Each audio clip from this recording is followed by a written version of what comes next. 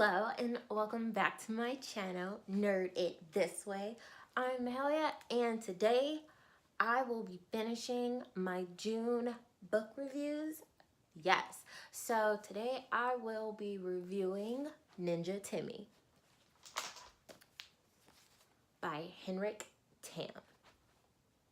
So when we first talked about this book in the TBR, I was like, oh, it's a cat, a pig, and a mink, and they're friends, and they invent stuff, and they're friends, and they're going off on this hero quest with toys and inventing things, and it's middle grade, and there's pictures, and you can read it to everybody. Well, that's all true. But when I was going through it, I was like, these aren't children. Like, they keep saying kitten, but he looks like a kitten. So they're kind of like young adults living on their own out there on their own. And so the plot kind of works its way as kids are getting kidnapped for a few days and then dropped back off. But they're coming back strange. Like, the kids are coming back and they're not laughing strange. And so aside from all this happening, Timmy, Casper, Jasper, and Simon are trying to figure out the name of their new gang. And so they're like the Ninja Timmy gang and the Timmy Ninja gang and Simon and Casper and trying to get all their names in, and it's just not working out.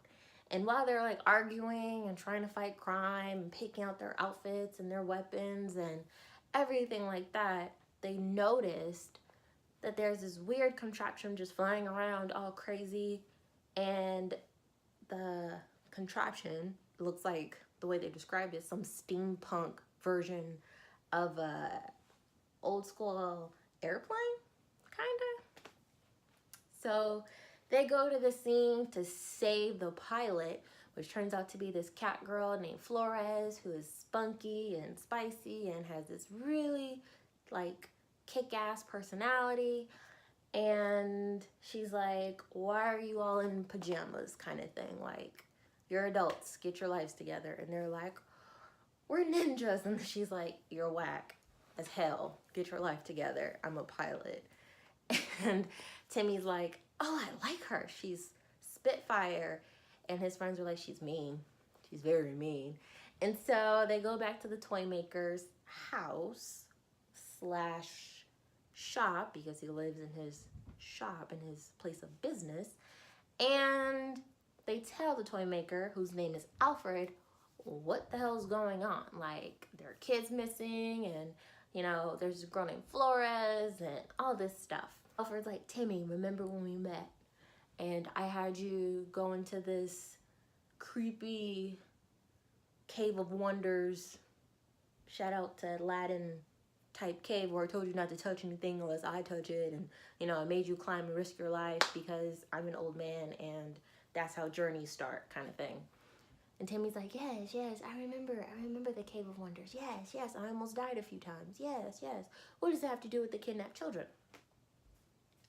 So then once you're like, oh no, there's gonna be a real adventure, Timmy and his friends come across these iguana gang bikers and the Gribble Boar cousins, who you don't know how many there are. There could be 12, there could be 7, there's only 7. And they're mean, they're kidnapping kids, and no one knows why. So Timmy's like, we have to follow them, we have to figure out what's happening. So they make this map and they put little coins on each spot or place where the kids have been kidnapped from, and it, you know, makes a circle, and they're like, oh, the bad guy has to be in range of all of this, so in the middle, what's in the middle?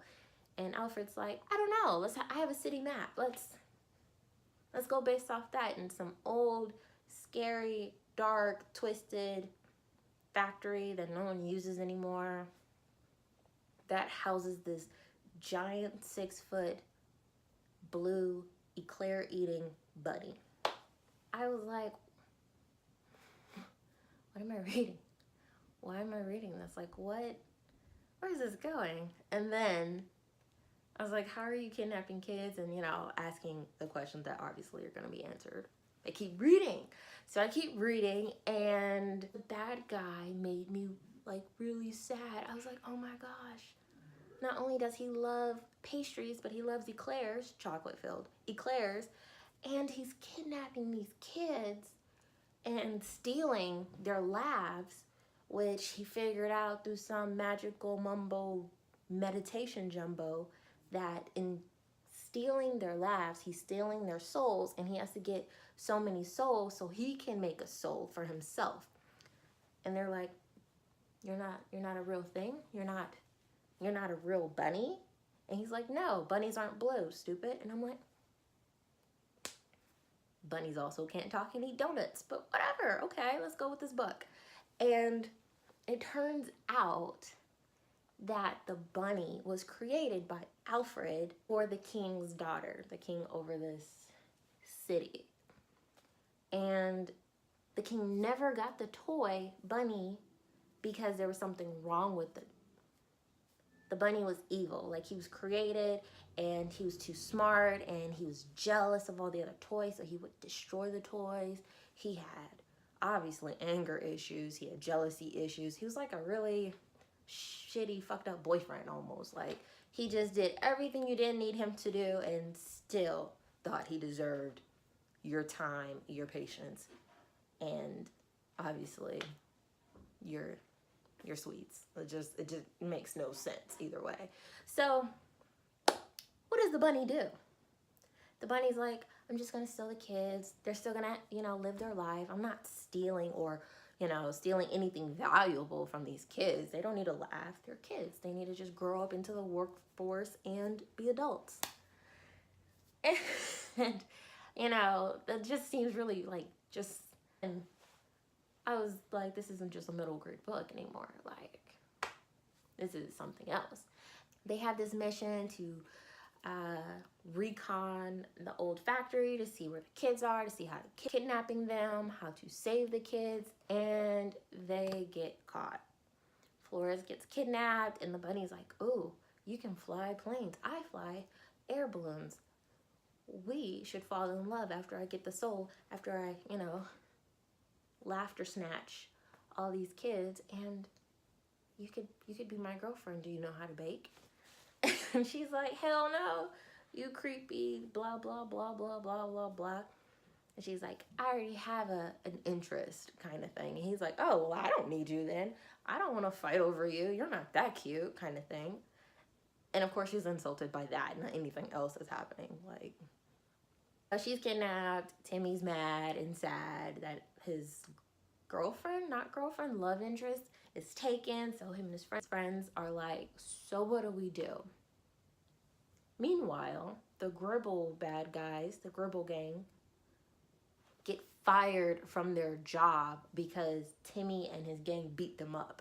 So they're fired, and in their contract, because there's clause and contracts in this book, says that if they were to be fired, they have to be killed. So they're running for their lives, because why not just add that in this book? Because that is, you know, who doesn't love a little suspense and murder? So the Gribbles go to Timmy for like some old school mafia protection kind of thing. And then they're like, well, if you protect us, we'll help you get the kids back because we know where they are. And they're like, oh, we can't trust them. We can't trust them. We can't trust them. And they're like, well, we don't want to die. So you should trust us. I don't want to die. You don't want to die. They don't want to die. Let's work together. Here's some chocolate. Do you like chocolate? So they figure out this plan. Alfred's like, this is my fault. This is my fault. And in the book, no one denies that. Like, they're like, we'll figure it out. No one's like, no, it's okay. It's not your fault. No one says that. It is so funny. They're like, yeah, it's your fault. So you need to help us figure out how to stop this magical donut eating bunny.